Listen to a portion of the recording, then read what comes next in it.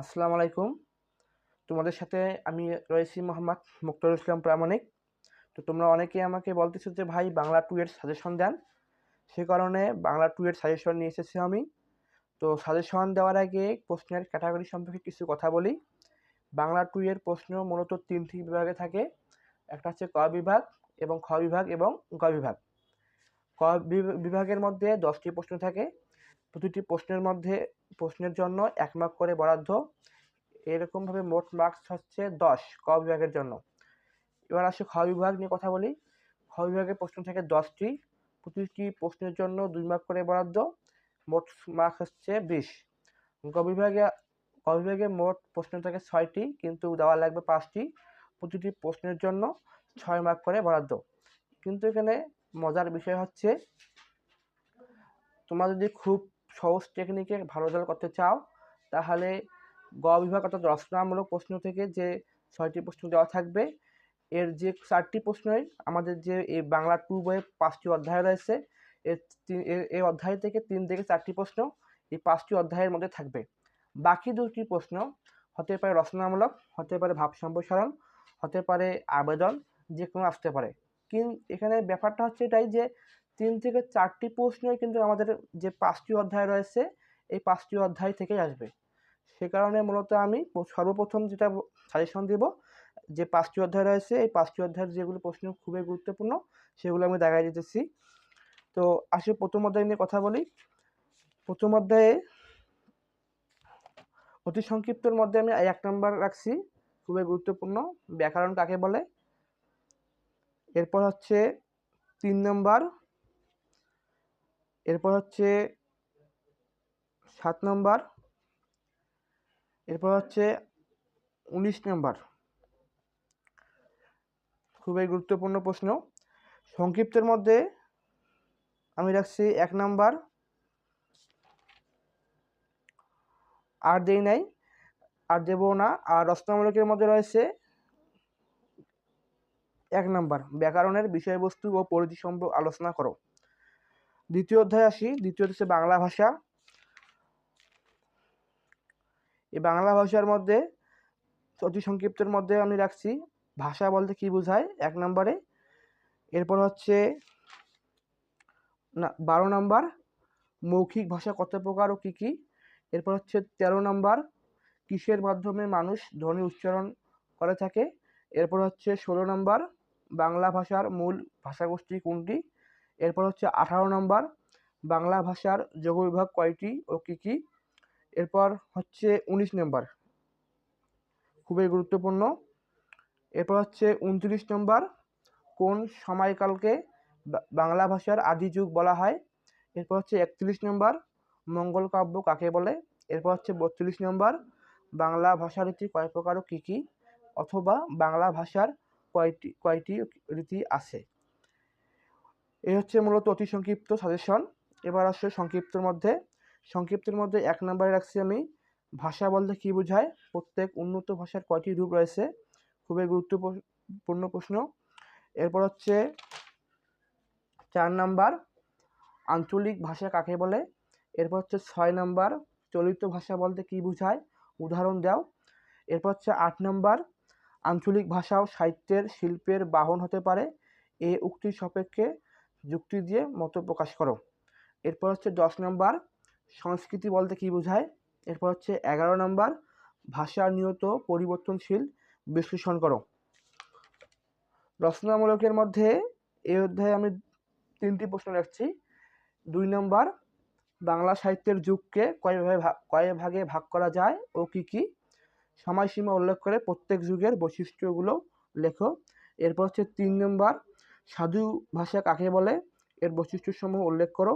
এরপর হচ্ছে 7 নম্বর, যেটা খুবই গুরুত্বপূর্ণ, সাধু ও চলিত রীতির মধ্যে 4টি পার্থক্য লেখো। খুবই গুরুত্বপূর্ণ। এবার আমরা আসলে 3য় অধ্যায় নিয়ে কথা বলবো। 3য় অধ্যায়ে অতি সংক্ষিপ্ত প্রশ্ন রয়েছে এবং সংক্ষিপ্ত প্রশ্ন রয়েছে। অতি সংক্ষিপ্তের মধ্যে আমি প্রথমত 1 নম্বরকে রাখছি বাংলা বানানের নিয়ম কাকে বলে। এরপর হচ্ছে 4 নম্বর, আকাঙ্ক্ষা শব্দের বানানের নিয়মটি উল্লেখ করো। এরপর হচ্ছে 5 নম্বর, নত্যবিধান কি? এরপর হচ্ছে 7 নাম্বার মৌলিক স্বরধ্বনি কাকে বলে? বাংলাতে মৌলিক স্বরধ্বনি কয়টি ও কী কী? এরপর হচ্ছে 8 নাম্বার মানব ভাষা কি? এরপর হচ্ছে 12 নাম্বার ধ্বনি ও বর্ণের মাঝে দুটি পার্থক্য লেখো। এরপর হচ্ছে 13 নাম্বার চোখ শব্দের 4টি প্রতিশব্দ লেখো। এরপর হচ্ছে 15 নাম্বার ঘোষ বর্ণ ও অঘোষ বর্ণ বলতে কি বোঝায়? সংক্ষিপ্তের মধ্যে 1 নাম্বার খুবই গুরুত্বপূর্ণ, আধুনিক বাংলা বানানের নিয়ম মানে আধুনিক বাংলা বানানের 3টি নিয়ম উদাহরণসহ লেখো। এরপর হচ্ছে 3 নাম্বার নত্যবিধানের 2টি নিয়ম লেখো। এরপর হচ্ছে 6 নাম্বার বাংলা বানানে দীর্ঘিকারের ব্যবহারের 5টি নিয়ম লেখো। এরপর হচ্ছে 7 নাম্বার বাংলা বানানে ইকারের ব্যবহারের 7টি নিয়ম লেখো। এরপর হচ্ছে 14 নাম্বার উচ্চারণ স্থান অনুসারে ধ্বনির শ্রেণীবিভাগ আলোচনা করো। মূলত হচ্ছে এর সংক্ষিপ্ত সাজেশন। এরপরে শোনো রচনামূলক এর আগে হচ্ছে 32 নম্বরটা খুবই গুরুত্বপূর্ণ, জ এবং জ এই শব্দের ব্যবহার বিধি লেখো। এরপর আসো রচনামূলকের মধ্যে রচনামূলক হচ্ছে ধ্বনির সংজ্ঞা দাও, এটা খুবই গুরুত্বপূর্ণ প্রশ্ন। এরপর হচ্ছে 4 নাম্বার বাংলা একাডেমি কৃতক প্রবর্ণিত প্রমিত বাংলা বানানের নিয়ম লেখো। এরপর হচ্ছে 5 নাম্বার হচ্ছে সত্য বিধান কাকে বলে? সত্য বিধানগুলো লেখো। এই মূলত আমি 3টি প্রশ্ন রাখছি রচনামূলকের মধ্যে, যেগুলো খুবই গুরুত্বপূর্ণ। যদিও ধ্বনির সংজ্ঞা দাও, 1 নাম্বারটা যদিও ধ্বনির সংজ্ঞা দাও, ধ্বনির প্রকারভেদ আলোচনা করো, যদিও কোনো পরীক্ষা আসে নাই, তারপরেও খুবই গুরুত্বপূর্ণ। এরপর আসলে আমরা 4র্থ অধ্যায় রূপতত্ত্ব নিয়ে কথা বলবো এখন।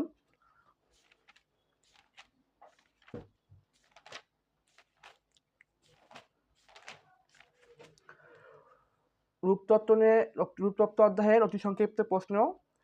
1 নাম্বার খুবই গুরুত্বপূর্ণ, শব্দ কাকে বলে?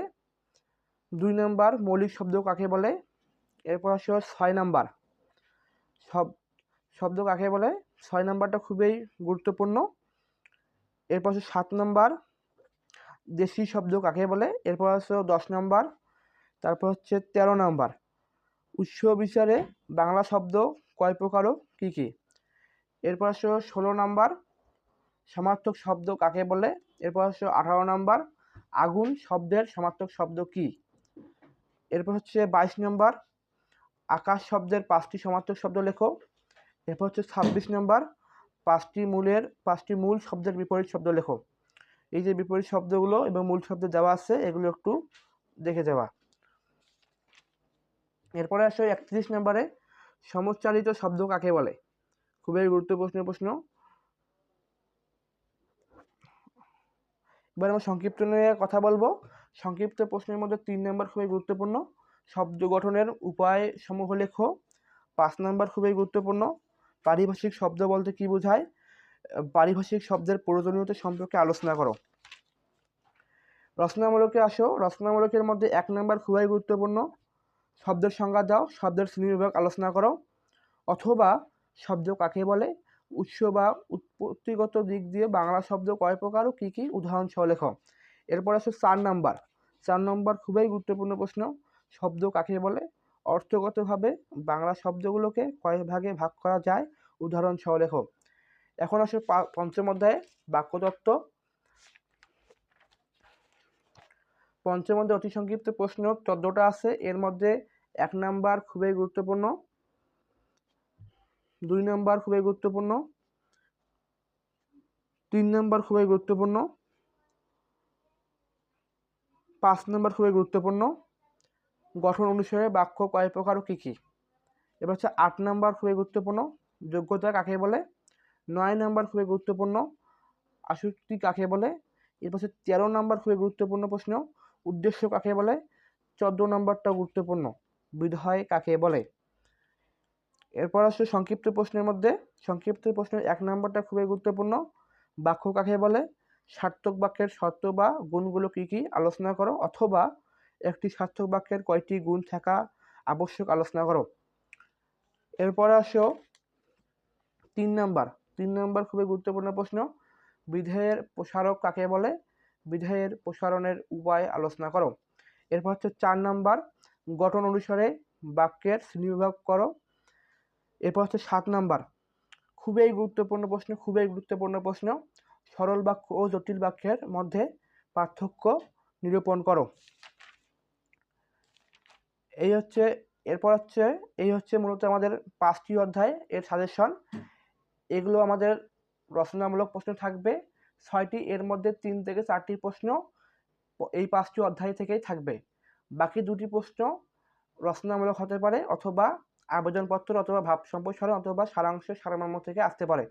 আমার কাছে রচনামূলক এবং আবেদনপত্রটাকে খুবই গুরুত্বপূর্ণ মনে হচ্ছে। তোমরা এগুলো একটু দেখে যাবা। তোমরা যদি এইগুলো একটু দেখে যেতে পারো, অথবা আমি যে সাজেশনগুলো দিলাম এই সাজেশনগুলো যদি পড়তে পারো, ভালোভাবে মুখস্থ করতে পারো, ইনশাল্লাহ তোমরা কমন পাবা।